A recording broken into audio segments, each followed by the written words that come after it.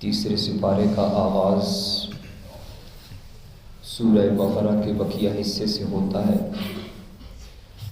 اور اس سپارے کی ابتدائی آیات میں اللہ تعالیٰ نے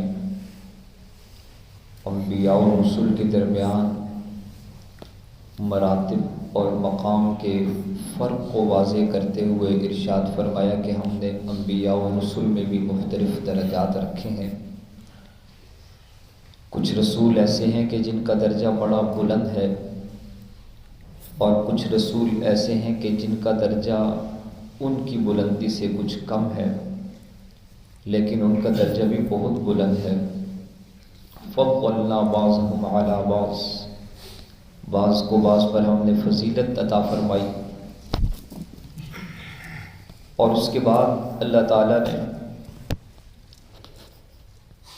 تیسرے سپارے میں قرآن مقدس کی سب سے بڑی فضیلت والی آیت مبارکہ ارشاد فرمائی، جس آیت کو آیت الکرسی کہتے ہیں، اور اس آیت مبارکہ میں 17 مرتبہ اللہ کا ذکر ہے۔ اسی سپارے میں دوسری سب سے بڑی آیت، جسے آیت مدینہ کہتے ہیں، جو آیت پورے قرآن میں سب سے لمبی آیت کہلاتی ہے مقدار میں، اس میں تجارت کا ذکر اور قرض کا ذکر ہے، وہ ارشاد فرمائی۔ اور اس سپارے کے آغاز میں اللہ تعالیٰ نے 2 نبیوں کا ذکر کیا، ایک حضرت ابراہیم علیہ السلام، ان کا نمرود سے مباحثہ اور احیاء موتیٰ کے مشاہدے کی دعا۔ ابراہیم علیہ السلام نے بڑی عجیب تمنا کی، کہا کہ یا اللہ میں نظارہ کرنا چاہتا ہوں کہ آپ مردوں کو زندہ کیسے کریں گے۔ اللہ نے بڑا عجیب جواب دیا، فرمایا کہ ابراہیم اولم تؤمن، کیا تجھے میری قدرت کاملہ پر یقین نہیں ہے؟ اولم تؤمن۔ ابراہیم علیہ السلام فوراً پکار اٹھے، بلا مولا کیوں نہیں، مجھے تو کامل یقین ہے، میں نے تو تیری قدرت کا نظارہ جلتی ہوئی آگ میں کیا، میں نے تو تیری قدرت کے بڑے مناظر اور بڑے مظاہر دیکھے، مجھے یقین ہے، ولیکن لیطمئن قلبی، میں صرف اپنے دل کے اطمینان کے لیے نظارہ کرنا چاہتا ہوں۔ تو اللہ تعالیٰ نے ابراہیم علیہ السلام کو وہ نظارہ کروایا کہ جس سے اللہ تعالیٰ کل قیامت کے دن مردوں کو زندہ کرے گے۔ اس کا لمبا واقعہ ہے، مختصر یہ کہ ابراہیم علیہ السلام نے پرندے کے ٹکڑے کر کے ریزہ ریزہ کر کے انہیں مختلف پہاڑوں پہ مختلف مقامات پر رکھ دیا، اور پھر ایک مقام پر آ کر انہیں پکارا تو اللہ کے حکم سے ذرات ملنے لگے، بوٹیاں بننے لگیں، گوشت چڑھنے لگا، اور ان میں روح پھونکی گئی، اور وہ پرندے اڑتے ہوئے ابراہیم علیہ السلام کے پاس آئے۔ تو اللہ تعالیٰ نے ابراہیم علیہ السلام کو زندہ کرنے کا ایک مظاہرہ، ایک اس کا اظہار دکھایا ہے۔ اور اس کے بعد اللہ تعالیٰ نے حضرت عزیر علیہ السلام کا ذکر فرمایا، جنہیں اللہ نے 100 سال تک موت دے دی، موت دینے کے بعد 100 سال کے بعد عزیر علیہ السلام کو دوبارہ زندہ کیا۔ اسی سپارے میں آگے چل کر اللہ تعالیٰ نے صدقے کے بارے میں ارشاد فرمایا ہے کہ ایمان والوں کی بہت بڑی صفت ہے کہ وہ اللہ کے راستے میں خرچ کرتے ہیں۔ خرچ کیسے کرنا چاہیے؟ اللہ نے اس کا جواب یہاں اس سپارے میں ارشاد فرمایا۔ 4 طریقے ہیں اللہ کے راستے میں خرچ کرنے کے۔ ينفقون اموالهم باللیل، رات کے اندھیروں میں وہ خرچ کرتے ہیں، والنہار، دن کے اجالوں میں خرچ کرتے ہیں، سرًا، چھپ کر ایسے خرچ کرتے ہیں کہ ایک ہاتھ کو خبر نہیں کہ دوسرے ہاتھ نے اللہ کی راہ میں دیا کیا ہے، وعلانیہ، علی الاعلان، مجمع میں بھرے مجمع میں لوگوں کے سامنے کھڑے ہو کر لوگوں کو ترغیب دینے کے لیے بھی اللہ کے راستے میں خرچ کرتے ہیں۔ 4 طریقے اللہ کی راہ میں خرچ کرنے کے ارشاد فرمائے۔ اور بڑی اہم بات ارشاد فرمائی کہ صدقہ کرنے سے مال بڑھتا ہے۔ یمحق اللہ الربا ویربی الصدقات، اللہ تعالیٰ سود کو گھٹا دیتے ہیں، سود بڑھ نہیں سکتا، سود حرام ہے، اس کی حرمت اس سے بارے میں ارشاد فرمائی۔ اور فرمایا کہ بظاہر نظر ایسے آتا ہے کہ اگر آپ کے پاس جیب میں 1000 روپے ہے، آپ اس میں سے 500 صدقہ کریں گے تو 1000 میں سے 500 کم ہو گئے۔ آپ کی دیکھنے والی آنکھ اس میں کمی دیکھ رہی ہے، لیکن اللہ کہتے ہیں کہ میں یہ بتا رہا ہوں یمحق اللہ الربا ویربی الصدقات، میں تمہارے صدقات کو بڑھاؤں گا۔ اللہ تعالیٰ اس کو بڑھاتے ہیں۔ اس کے بعد اس سپارے کا دوسرا حصہ سورہ آل عمران پر مشتمل ہے۔ سورہ آل عمران کا آغاز سورہ بقرہ سے مناسبت سے ہوتا ہے، اور سورہ بقرہ کے ساتھ سورہ آل عمران کا تعلق یہ ہے کہ سورہ بقرہ میں بھی اللہ تعالیٰ نے اہل کتاب سے خطاب فرمایا، سورہ آل عمران میں بھی اللہ تعالیٰ نے اہل کتاب سے ہی خطاب فرمایا۔ لیکن سورہ بقرہ میں اہل کتاب سے خطاب یہودیوں سے تھا، سورہ بقرہ میں اہل کتاب سے خطاب عیسائیوں سے ہے۔ سورہ آل عمران میں جو اللہ تعالیٰ نے عیسائیوں سے باتیں کی ہیں، ان میں سب سے آغاز میں اللہ تعالیٰ نے جنگ بدر کا ذکر کیا اور فرمایا کہ کس طرح 313 نے 1000 کے لشکر کو شکست دی۔